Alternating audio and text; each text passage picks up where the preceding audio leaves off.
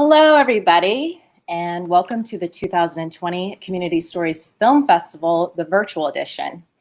This is the Q&A for the emerging filmmakers, and hopefully you got a chance to see all of their wonderful films. My name is Marilyn Stone. I am a teaching artist with Docs in Progress. We'll be taking live audience questions during the second half of this conversation. So please feel free to submit your questions for our panelists in the available comments box. The panel consists of 7 filmmakers and 5 short docs. Our panelists will briefly introduce themselves in just 2 or 3 points. So let me start with Enemy Aliens, David Taylor.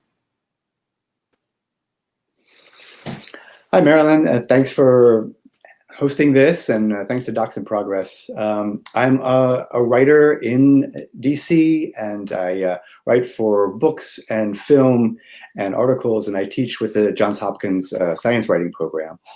And I found that this is a great outlet for community stories and individual stories. And so the film Enemy Alien came about through my conversations with Frank DeCara, and revealed a part of the local history that I had no idea of until I spoke with him. And so one of the challenges was, I think, as we'll find in all of these shorts, is to how to present really a story in such a short form. I had a lot of audio to work with, and working with animators really helped me shape that story. And that was that shaping after the fact was, I think, a part. I'm sure that'll be a theme that we talk about throughout this discussion. Thank you, David. Next, I'm going to introduce Allie from The First Inning, if you could introduce yourself. Hi, my name is Allie. I'm a recent graduate from Stevenson University, and I was the director and producer of The First Inning. I'm from Maryland, and it's exciting to be here. Thank you, Allie. Next, I want to have Deborah and Rachel from Dialogues Film introduce themselves. Well, I'm Deborah Ziska, and I'm a recent retiree from the National Gallery of Art, 3 decades. So I'm very interested in, I'm very experienced in making art films, observing it for 3 decades. And I serve on the advisory council of the Art Museum of the Americas at the Organization of American States, which had this fantastic exhibition, which hopefully you've seen. And so Rachel and I were able to get in there and do a short doc about this wonderful exhibition. Hi, thank you for having us and for everyone out there tuning in. Yeah, I have a background in science communication and conservation, so usually really coming from the environmental side. I came in really wanting to improve kind of the technical, learn more about the film creation side of things, and was so excited that Deborah had this fantastic story that she wanted to tell that happened to be at the intersection of so many interests. So really exciting collaboration, definitely learned a lot. Thank you both. I'm going to have Erica and Dan introduce themselves next.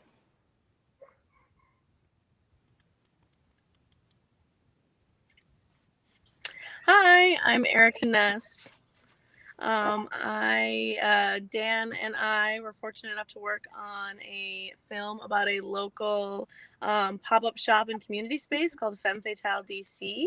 At the time that Dan and I filmed, I was considering quitting my job, and then did quit my job because I found because I didn't have the opportunity to do enough creative work, and I thought this class would help me figure out what direction I was going in, and Femme Fatale DC ended up being such an incredible space to learn about, as well as a space to find myself while I was discerning what to do next in my life. So this was a really important project for me in so many ways, and I feel like this making this documentary not only allowed me to learn so much about the process, but also learn a lot about myself.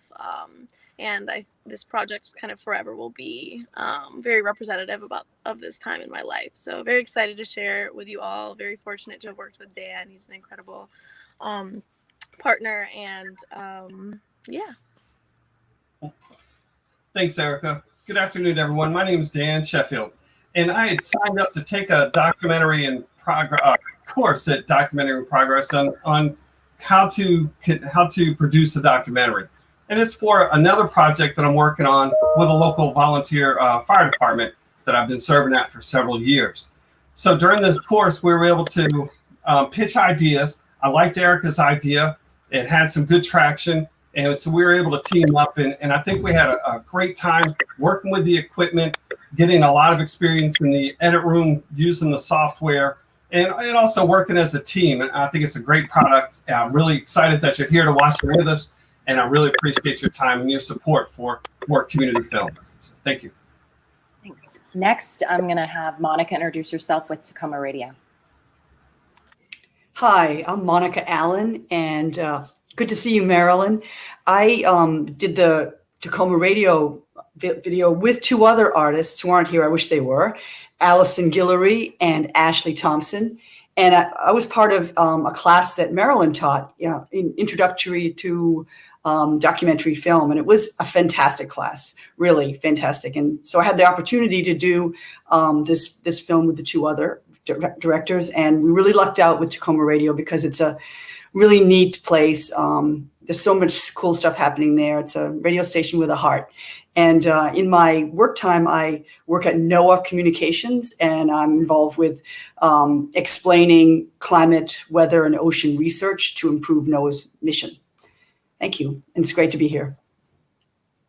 Excellent. Thank you all for joining us today. I do want to take a moment to pause to note about one of our shorts that's available to watch, Sandy Springs Museum Art Community. We found out very recently that one of the featured artists, Miss Loretta DePanda, unfortunately passed away on November 7th. And Docs in Progress would like to thank her family and the Sandy Springs Museum community for allowing us to share a film that honors her memory. So just wanted to note that before we continue. So, obviously film is a wonderful way that they can hold some of her memories near and dear. So we're going to move on to our posed questions. And then in the second half, we're going to take some of the questions that are available live, like as I mentioned. So let's get right into it, shall we? Okay, so my first question, and let's go in the same order, preferably if we can. How do you see your filmmaking an impact, David? Wow, that's a great question. I think I see was sort of immediately the filmmaking impact for the people involved in the film. So Frank DeCara told his story through a series of conversations. And I think that for him, he saw more about his life in the course of conversation and course of getting this film and this animation together. And sadly, he has also passed since we completed and shared the film initially. But his family saw the film. He shared his story in a way that he hadn't been able to before. And I think that was a great gratifying for me to be part of that process, sharing it with his family and with his community and beyond, and a part of Baltimore history that many people did not know about. So the story got featured with WYPR and a conversation there. So I think it started, another impact is how it started a conversation beyond the immediate film and the immediate story. And in those conversations and in questions that come up like this is really how I've seen the film have some impact and my role in it in the past year. Thank you, David. Ali, do you have any comments about how your film did make an impact? Let me have you unmute. Yeah. Thank you. I think it really helped bring awareness about just a very niche topic. Before I made this film, pretty much everyone except for like maybe one other person knew about vintage baseball. And I was looking online about it and I didn't see too much, especially in video form. So I thought this would be a perfect topic to make a film about. And I think it will just spread awareness and about something that's really fun. And, fun and a great way for people to get together and really just celebrate both history as well as the game of baseball. Excellent. Dan and Erica, can one of you please contribute to how you saw your film making an impact? Sure. For me, I think that the film allowed us to really shine a spotlight on this sort of organization and community space that maybe not everyone in DC is aware of. I think especially when you are a young person, like not from DC, or just someone who's newer to the area. There's a lot of stereotypes about like DC being like all consultants and like political people, that people aren't really as free and artistic, and there isn't as much of that like culture here as in other cities, but that's really not the case. There is a very vibrant community of creators and artists, and being able to shine a spotlight on the space where not only they're showcasing all of this incredible work by women and non-binary artists, but also a place where you can learn about yourself, you can learn these art forms, you can meet other people. I think that it really has an impact in bringing people into this space. I know people that I had showed the documentary to had never heard of the place before and have since gone and really enjoyed themselves. And then I think it also can open some people's minds to the power of women and the existence of and power of being gender fluid, and how those identities are expressed, and how they can be expressed through art and accepted and celebrated. Thank you, Erica. I'm going to ask Deborah for this question. How did you see your film making an impact? I think it's on two levels. On one level, simply like Erica was saying, to give visibility to our topic. And ours was the Art Museum of the Americas, which is the cultural diplomacy arm of the Organization of American States, which is right between the White House and the mall. It's a wonderful gem of a museum. Go visit after COVID allows us to do that. But the exhibition on another level was about a dialogue between the Latin American abstracts and modern and contemporary art of Latin American artists and these wonderful, stunning landscapes of DC-based artist Freya Grande. And it's about the dialogue that they had, and they scheduled and about the synergy between her dramatic landscapes and these abstract works by Latin American artists. And so it's about their dialogue, but it's also, and there was another dialogue going on, which Rachel might want to talk more about. And the exhibition was scheduled for Earth Day, the 50th anniversary of Earth Day, which unfortunately became overshadowed, like everything else in our lives, by COVID. So I know Rachel came into this. I came at it more from the art point of view, and she came at it more from the environmental point of view. Rachel? Yeah, thank you. So this is exactly why I loved working with Zephyr so much. Just really complementary but different perspectives. So I definitely came in and come from this environmental conservation background. I have so much feelings about the environment, and sometimes I feel like everyone does, and of course that's not true. It's easy to feel like maybe you end up kind of speaking to the choir in certain ways, addressing audiences that are already concerned about the climate crisis, about biodiversity loss, things that I think about all the time, nonstop. And so I think about what are ways that you can kind of expand that built-in audience and start to reach out to other people and bring other people into that fold. We all live here on Earth. And I think it's so important. And I just melted at Freya towards the end of the film. She had a line saying, I think what art does is it instills this kind of emotional connection and emotional kind of attachment to place and experience. And that was so important to me, to make that connection, to add emotion, and to have an environmental message at the end, closing the film. Thank you, Rachel. Monica, can I have you answer that first question about how your film made an impact? Sure. Well, it certainly made an impact on me, which I'll speak about a little bit. I worked for about 25 years in community journalism, and to be able to do a little video about really a place that is so great at building community. The people that we interviewed, Olivia Ellis Randolph and Kate Stewart, the mayor of Tacoma Park, they were so turned on about speaking and building their community and telling the stories of their community. And I've known about this radio station because the rector of our church goes on to talk about, spiritual things.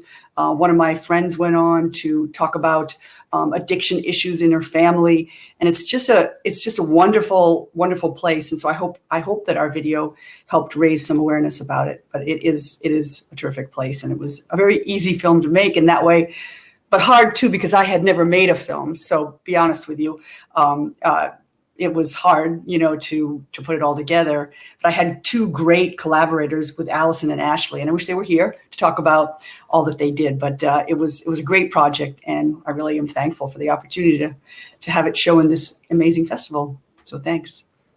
Ashley chimed in and she said, "Go Team Narwhal," just on site to good pump you all up. Yeah. So I think I'll go in reverse order, and I can prompt you. How did you choose your subject? And how do you recommend approaching that character, that you would kind of move forward and approach the next character that you clearly gave, a platform to in your film? So I'm going to go backwards. Monica, you're up again. Well, I didn't choose it. I was gifted it by you, Marilyn. So, but I was lucky. How would I choose in the future? I would look for dynamic characters, and the stories might not be as prominent, although it would be good if they resonated with me. But I think that I would really look for that in going forward for another documentary, and sort of build it around the energy of people. Yes. And just so we can get to everyone, let me have Rachel answer for Dialogues film on this question. How did you choose your subject, and how do you recommend approaching your That actually should go to Deborah because this was her. I think like the exhibition was a dialogue between the Latin American abstract works and modern works and Freya Grand's Latin American landscapes. We had a dialogue between the woman who was the idea was her brainchild, Hilary Pierce Hatfield, a curator who was exploring the museum's collection online and began to see, and she was very familiar with Freya Grand's work, and she began to see the synergy between these, abstracts and landscapes. And so what our film became was a dialogue between Hilary Pierce Hatfield, who had this idea, and also Freya Grand, the artist, responding and talking about her art and her connections to nature. Thank you. Let me go ahead over to Femme Fatales, and Dan, I'll pose it to you. Thank you, Marilyn. When deciding what topic you're going to take to focus on a film, from my experience, from what I've learned while attending courses at Docs in Progress and talking with other people, you want a subject that is going to be attractive and that's going to have, as Monica said, have some energy behind it. For this particular event that we did with the Femme Fatale, that was all Erica's planning. So I'm going to defer over to Erica. Thanks, Dan. Yeah, I think just from our first class in Docs in Progress, where Marilyn kind of presented a lot of different ideas of what we might do the documentary on. I was thinking about different places in DC that and different organizations that I thought were really meaningful and that would be interesting to showcase. And I had been wanting to visit Femme Fatale DC for a while. I'd actually not really been there very much before we made the documentary, and I just kind of walked in the front door and I said, "Can I make a documentary about you?" And they said yes, and I was sort of enamored with everything that they had going on from that point forward. And I think everyone who all the artists and all the people who worked there had such an incredible story to tell, and I think that was really important. Yes, thank you. Allie, can I get you to answer for the first inning?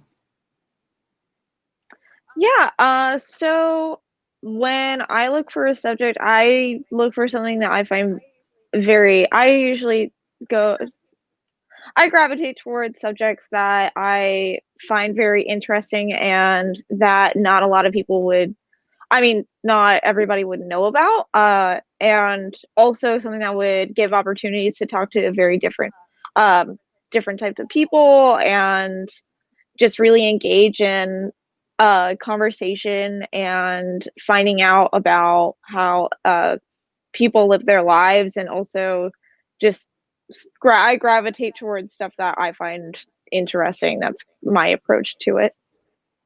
Thank you. David, same question.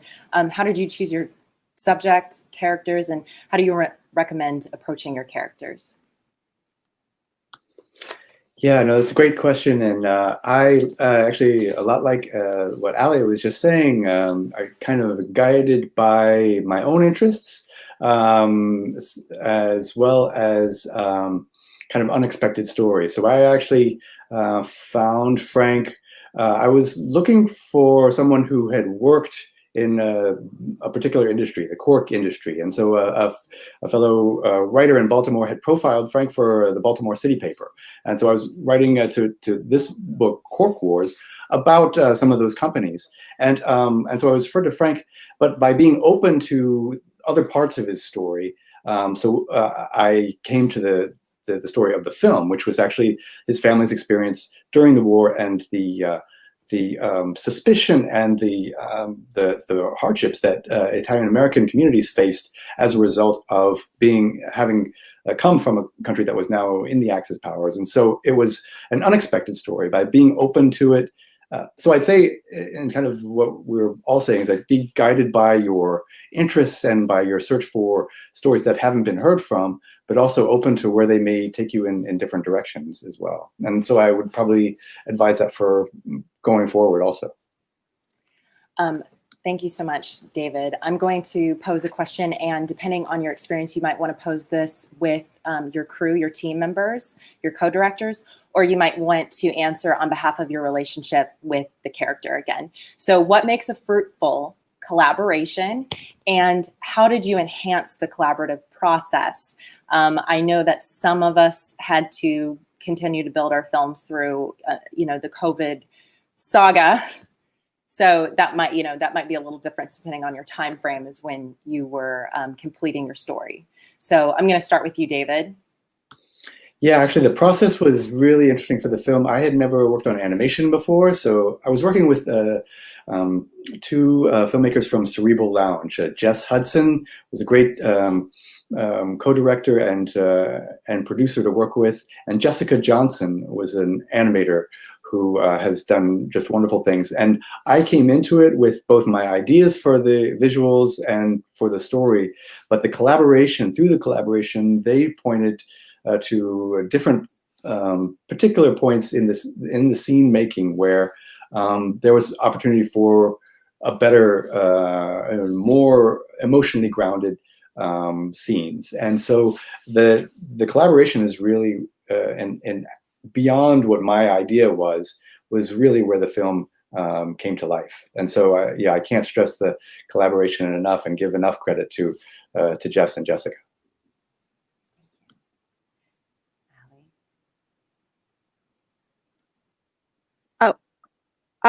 So for my film, I had a great team of my fellow students as well as alumni from Stevenson University, and the collaboration process was pretty great. I worked with two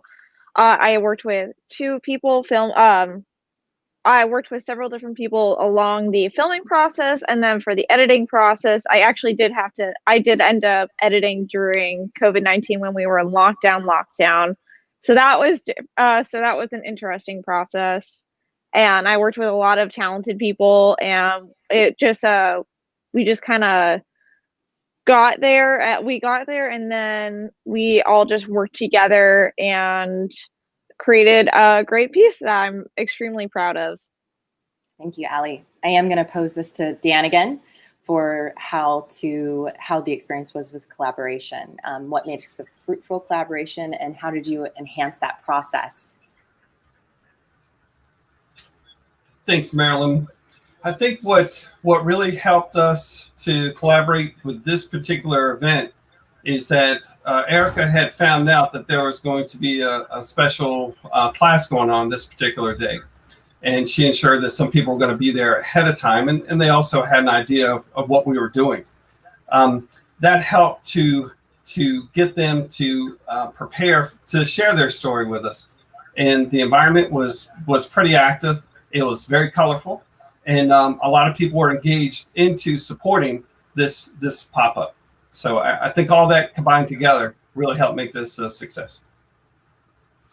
Thanks, Daniel. I'm going to send it over to Rachel for dialogue. Yeah, I think there are 2 points that were really important. And the first is relationships, really. I think we were really blessed that Deborah had these existing connections in our community with AMA, and that kind of allowed for this access and allowed for sort of real relationships and conversation to develop, to really be able to take into account, the perspectives and thoughts of the folks we were working with, our subjects. And the second would be, I think both Deborah and I, we came into this introductory class, but we really had this perspective of wanting to learn. I think either one of us, if we had to make it by ourselves, would have been very kind of gung-ho and like had a distinct vision. But because we both kind of would take a step back and be like, wait, no, I actually also wanted to learn. I wanted to learn the technical elements as well as, have a vision. I think that was really great that we had this, both a drive, but also an interest in taking a step back and pausing and kind of having a discussion about why we think certain ways or what that might look like, and really trying things out that we weren't sure about. Thank you so much, Rachel. I'm going to send it to Monica. Thank you. Well, it was very interesting to work as a 3-person team, and Allison and Ashley, Allison Guillory and Ashley Thompson, they had, in my opinion, way more technical and digital experience. I was a little bit clunky, and I come from a kind of a old school journalism print type of thing. And so it was a little intimidating for me, but they were, really kind about, bringing me along on different parts that were tricky for me. And I think that they also added a lot. It was great to have like 3 sets of eyes on the community of Tacoma because, Allison saw one thing that was really cool, like a woman playing a piano, like in a park, and we made sure we got that. And Ashley saw other things and had a really good sense of audio and sound that she brought to the film. So, and I think, my experience of making sure the story has a beginning, middle, and an end from my experience, and doing it is just getting it done, which is another part of my experience. That probably helped too. So it was a really great experience. And I would like to do more with a larger team. I think it's quite fun, actually. Thanks. Yes, you all had different experiences in terms of the type of collaborations that you had and how you were given your subject matter. So it's really nice to hear from everybody's different perspectives on that. So I guess this is a little bit more technical of a question, but not too bad. Let me start with David. And the question for everyone is, what shot or interview or otherwise did you capture that you were surprisingly satisfied with when you began the editing process? Oh, that's a great question.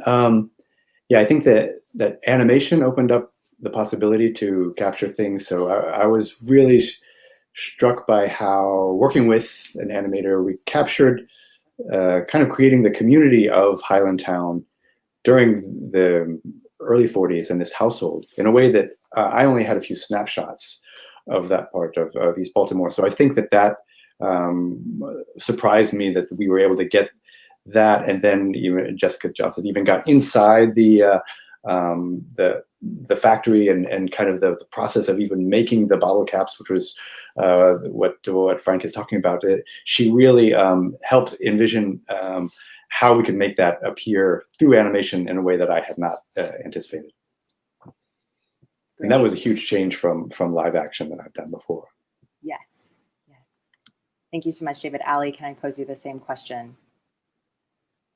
Yeah, it was when I got to the tournament, and that was when I had a lot of my favorite interview is an interview that I had with David Cornez. I'm pretty sure that's how I'm pretty sure that's how you say his name. He's the one that has the really bright, colorful uniform and is the person that ends out the movie. That was my favorite interview because I felt like every time he just had so many and it wasn't just him, it was also pretty much everybody that ended up in the film. When I heard that, when they said certain things, I went, oh, that's it, that's golden, that's wonderful. I love that. But I think his was my favorite interview. And it was just really fun being at the Gettysburg tournament because there was just so much going on because there were games everywhere you could turn to. But I think his interview is my favorite one. Thank you, Yeah. Allie. I'm going to send it to Dialogues Film. And I know that between the two of you, you had picked who's doing the primary editing, but you definitely both edited together. So I'll lend it to either one of you that wants to answer. I can start off. I was particularly interested in how Hilary Pierce Hadfield, the guest curator, when she was standing before two of the paintings, and one is called Pinnacle, which is a landscape from the Galapagos Islands, and she talks about how this landscape has a very animated quality, like a wild animal. And then next to it, of course, was this painting called Precolombino by Anibal de Lassi of Ecuador. Now you can see it here. But, you look at these paintings side by side and you're thinking, how do they relate, And she totally got into it. And she explained that she felt like that the Ecuadorian work, the artist was reaching back into their ancestral symbols. And it was like actually a great animal, and that within that animal are symbols that are existing within all of us. So in some strange way, she said, there was this incredible connection in the symbolism between these two paintings. And so that was like this light bulb goes off, So that was one of my favorite moments. And there was another favorite moment at the end, if Rachel will allow me, where it's very hard for museums today. Art museums have not played a huge role in talking about climate change. And with COVID and with all the difficult times museums are going through, they are looking for ways to be more relevant with all of the issues that we're facing these days. And then Freya Grand, the artist, just summed it up at the very end when she said, over the last few decades, I have become aware, as many people who care about the earth, that things are changing rapidly. And the threat to this beautiful, fragile place that we live in is increasing exponentially.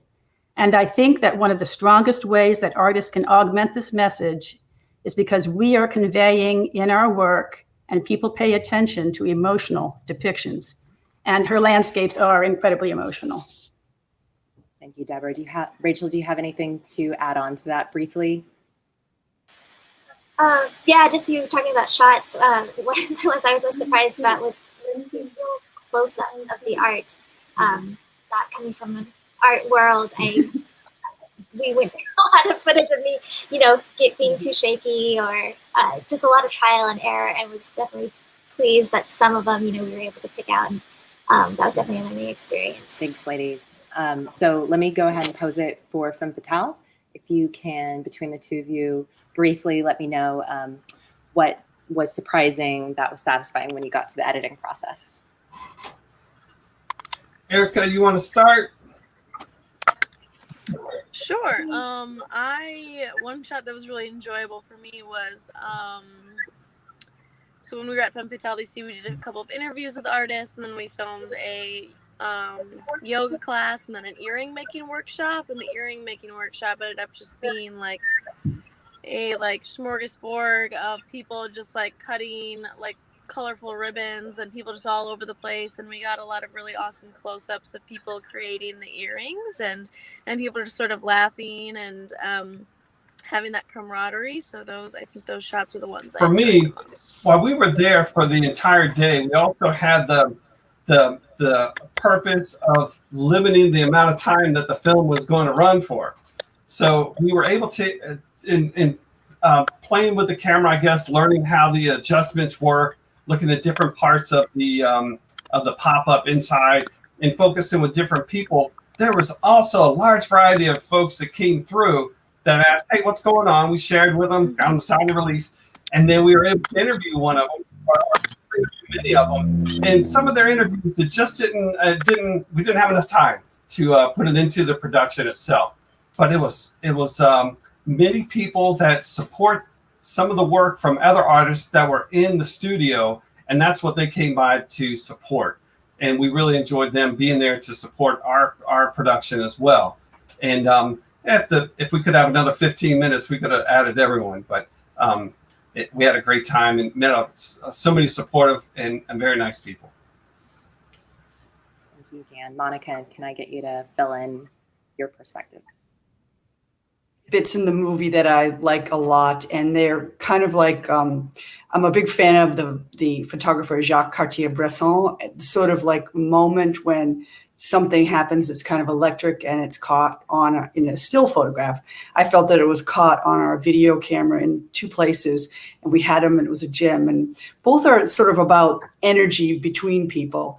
And luckily, we had this fantastic interview with Olivia Ellis Randolph, because she had really richly described so many things in a very short interview, but a very powerful one.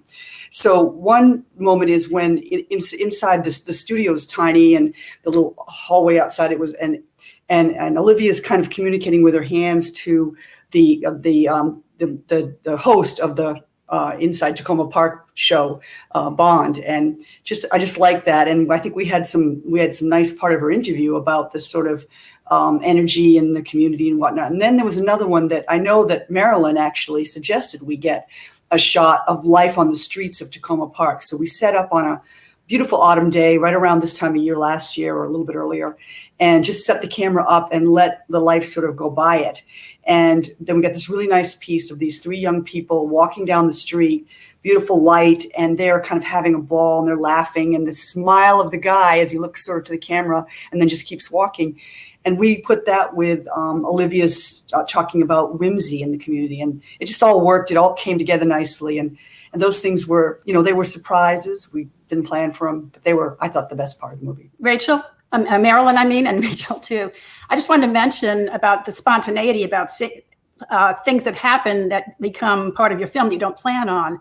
And we were lucky toward the end of one of our shoots, there was a bus arrived, and the museum curator, Adriana Ospina, who was like the woman behind the scenes who made all this possible, was giving a tour that day to this group of active seniors from, I think it was Howard one of the community colleges in the Washington area. And they allowed us to shoot them going on the tour and reacting to the works. And we got some great shots. I think, Rachel, you had some ideas because you were behind the camera at that point. Yeah, that was wonderful. I think we thought it was going to be completely clear. No one was there yet. And all of a sudden there were all these people. And that actually ended up being one of the closing shots where Faye's talking about emotion. And you see this close-up of this woman just looking just so delighted.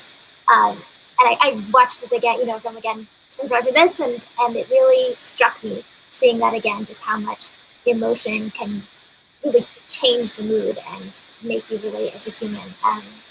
And yeah, we couldn't have planned, we could have planned for the bus, but we couldn't have planned for that moment, for that connection. So yeah, definitely there's a bit of luck and, kind of being ready that is really important. And glad you're able to keep an eye open for it. Thank you all for answering that. I'm going to ask one more of my own questions, and then we're going to move on to the live audience questions that we have, which are a little bit more specific for certain panelists. So my last question, and let me go in reverse order, is just keep it very brief. Is there a perspective change for your film that you would explore on a hypothetical reshoot of your film? So just very briefly, if you can think of anything. Monica? Let's see. I just maybe would get a younger person, like a kid, because the radio station has children programs, and get maybe a different perspective than the sort of age group we had. Thank you so much, Monica. Let me actually jump to Femme Fatale, if there's any perspective change you think that might be nuanced. Yeah, I think the film ended up being a lot more about like what the space is and how you know, what it means to people who were there. And I think an interesting perspective would be more of the like justice related aspects of the space, and how the space is being used to promote feminism, combat gentrification in DC. There's a lot of different purposes for the space being there, and with such a short film and with the people we were able to interview, we didn't quite get there wasn't quite enough room. Like Dan said, we could have made a 2-hour film about Fatal DC, but there wasn't quite enough room to really talk about like the justice aspect of the space, which I think is a really important part of their mission. And if we were to reshoot, I think that'd be very interesting to delve more into. If I may add on to that, there were a lot of terrific characters there, and not characters, people, and people had a very deep background, and they were very passionate into what they were there for, and they were there to also network with others and assimilate into the community for their purpose and what change they could make. So I definitely see a future into dwelling deeper into the individuals and things that they're focusing on, because I really believe it has a larger impact on the entire community than what we can really show in 5 minutes. Thank you, Dan. Let me jump over to Rachel and Deborah very briefly, if you can think of a perspective change that you might go back to. I have one, and I think Rachel might agree with me. I don't know. But earlier in her life, when she was younger, in her younger days, Freya Grahn, the artist, and her husband, I don't know if they were married yet at that point, lived off the earth. They lived off the land in British Columbia. And you're talking like back in the 70s, I think, or 60s. And so, and she had, I mean, very raw experiences out of that, you know, which I think feeds her art. And so I would love to have had, we were thinking about getting some of her photographs and including that aspect of it, but you couldn't do that in a 6-minute documentary. And then the other thing is also going with her on one of her trips to Latin America, if she had any video of her, you know, on one of the peaks in Machu Picchu with the wind howling around her, or the waters off of Galapagos. You know, it would have been wonderful to see her in the element doing her sketches in situ. So I if we had more time to do a documentary, I would include those things. Yeah, along the line of that kind of more human element, I think it would have been really fantastic if we could have interviewed people who were actually at the museum looking at the exhibition. You know, art affects people so individually, and it would have been, I think we would have gotten a lot of interesting stories to hear, you know, what other people see and feel when they were in that space, what their perspectives were. Okay, thank you, Rachel. I'm going to jump. Sorry if I cut you out there. Allie, I'm going to jump over to you and have you answer briefly. I would go deeper into the history behind each baseball team. I also, in one interview, I actually had someone tell me the entire history of how baseball spread throughout Maryland. So I would also, if I were to do that, I would focus more on what the history behind what the teams are based on. That would be what I would skew it towards if I were to do something different with it. Thank you, Allie. David, same question. Yeah, I think if there are both, more time for the film, but also more opportunity in the production, I would have been interesting to get one of Frank's daughters or perhaps one of his grandchildren to be responding to his story, to see, because I think that surprise that that generation didn't talk about some of those experiences at all, and so I think to hear his family respond to it would have been a great Thank you, perspective to get David, into. for being concise. And again, I'll ask you for concise answers. Let me run through some of the great questions that we've been posed from our viewing audience. So, some good ones in here. Okay, so let me go to dialogue and briefly. Did you initially intend to make a documentary about art and environmentalism, or did it develop organically? Well, the show was conceived without the idea of Earth Day, but the connection was between landscapes and abstract art. So naturally, and the artist's involvement with the environment. So that was a part of the topic. It wasn't, it was I think we were both intrigued, Rachel and I were both intrigued with how the two came together, how not only how landscape paintings and abstract works came together and had a dialogue. And Freya Grant, the artist, talks about how, and Hilary Pierce Hatfield talk about how it's the environment that these artists grew up in. And when Freya Grant went to that same environment, those same countries, those same landscapes, she felt she had her own interpretation. And so to see it play out decades, and these paintings are decades apart, to see it play out on the walls was a fascination for me. It's an intellectual exercise as well as emotional. Thank you, Deborah. I have a question for David. How did you, have you worked with animation before? Does it differ from live action? No, I hadn't worked with animation before, so it both had more opportunities for visualizing based on the audio that I had, the interviews, but it also involved more.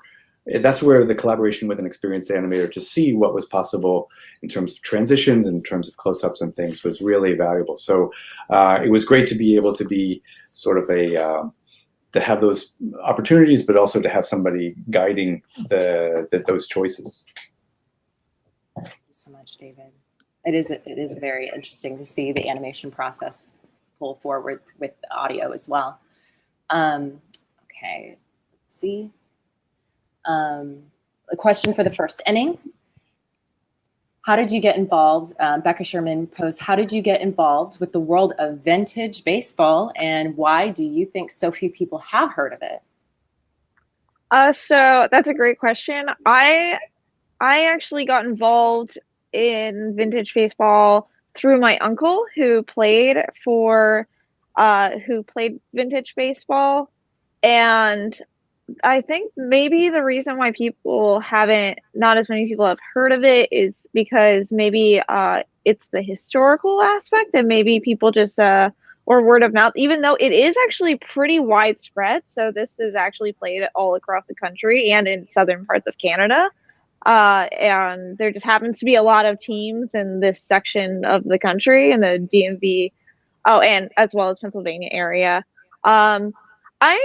Honestly, I'm not quite sure. Maybe it was just maybe it's more well known in an older demographic, even though a lot of younger people do play. That would be my best guess. I am not quite sure actually for that, but I got involved in it because my uncle used to play.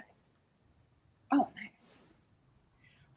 Let's see. I have a question for Monica with Tacoma Radio from Miriam. The people of Tacoma Park seem dedicated to the city. And in your opinion, what makes Tacoma Park such a close-knit community? When I first moved down here about 13 years ago, I thought of Tacoma Park as like a state that I knew very well, Vermont, which was very close-knit. It just has a feel of being happy about the nature and the architecture, and the farmers market is always so great, and I think also that it has that downtown pulls it together. And this radio station's right embedded in the downtown. So it's kind of a walker-friendly community, and that tends to create conversations. And then politically, it's always been sort of progressive, I think, or at least in my awareness. That's why I always thought of it as the Vermont of Washington, D.C., because Vermont is very progressive too. So I think it has just a lot of great elements to make it a strong community. And it did convey in your piece. Thank you so much. Let me see. So there's a question from Nancy. She complimented great mix of films. How did the pandemic affect those businesses? Do any of you have any particular answers that come forward? You might jump in. Sure. The museums, like the Art Museum of the Americas, like all the other museums, like right now, we just heard the Smithsonian is closed. The 7 museums that it was able to open in July is now shutting down. The National Gallery of Art is shutting down. And the Art Museum of the Americas is this tiny little museum in small spaces. And of course, it had to shut down as well for safety reasons. So museums are going through a very rough time trying to figure out how to relate. But they've come to the... They've creatively, the Art Museum of Americas, like other museums, are doing a lot of virtual programming at this time. And so they're discovering new talents and skills that they didn't have before. But they certainly really want to be open right now. So I think and museums are important, I think, like our touchstones, like you were talking about the farmers market. They're also places where we go during times that are difficult, and it's hard not to have our museums open right now, especially our art museums. So that's, I think, and so COVID is causing that difficulty, but it is helping museums step up and learn how to relate virtually to new audiences globally. Thank you, Deborah. Does anybody have any comments that they can make on any of the businesses or the teams that were impacted due to COVID? So I know Vintage Baseball, it was delayed for the 2021 season was delayed. I know I'm as far as I'm aware, that's what ended up happening, at least around this area, which is quite sad, but also kind of just makes sense for safety reasons. Thank you. I'm going to go to a question that is asked by Sloshed18. Can you comment on how apolitical or political filmmakers should be going forward? Because everything seems so divided these days. I think I'm going to pose that over to Fem Patel's crew. They can make any short, brief comments on that. Sure. For my recommendation is just focus on your topic, what it is that you're trying to, the message you're trying to get across. And it's more so on people as opposed to people and people's involvement in their contributions into their art, as opposed to trying to associate it with a particular side. So just focus on the person, their passion, and their contributions. And I think you can keep it.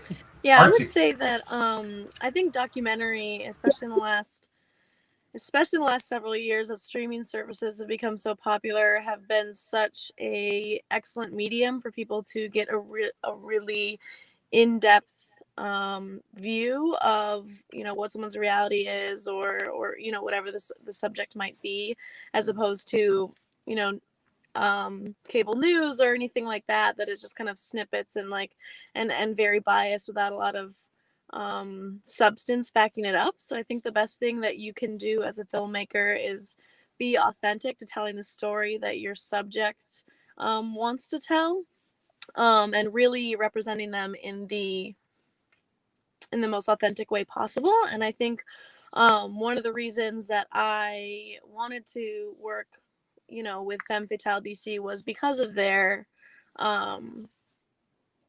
sort of their mission, and because of the space that they hold in DC. And I think that inherently like talking about a space that is primarily centered on female and non-binary artists to some people might seem political, because they might view people's not like atypical to what has been historically accepted gender identity as being something political, but in reality it's people's lives and it's who people are. So I think that filmmakers need to tell the story as it is and do their best to help their audience really understand the point of view of their subject. And if someone views it as political or divisive, I think anything you view is only what you can make of it, and what you decide to take away from it, I think, is on you. All a filmmaker can do is really tell an important story, and sometimes important stories are going to leave audiences divided, and that's okay, I think. I'm actually going to pose the same question to David, because your theme is so heavily based in the immigrant perspective.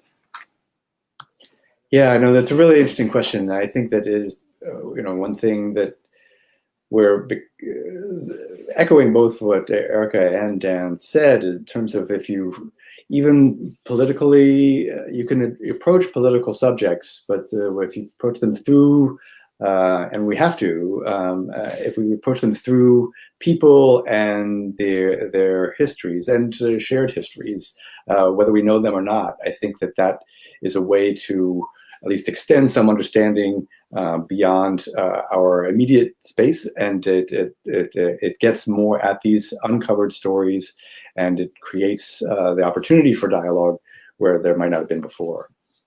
Thank you. So yeah. Thank you, David, for sharing.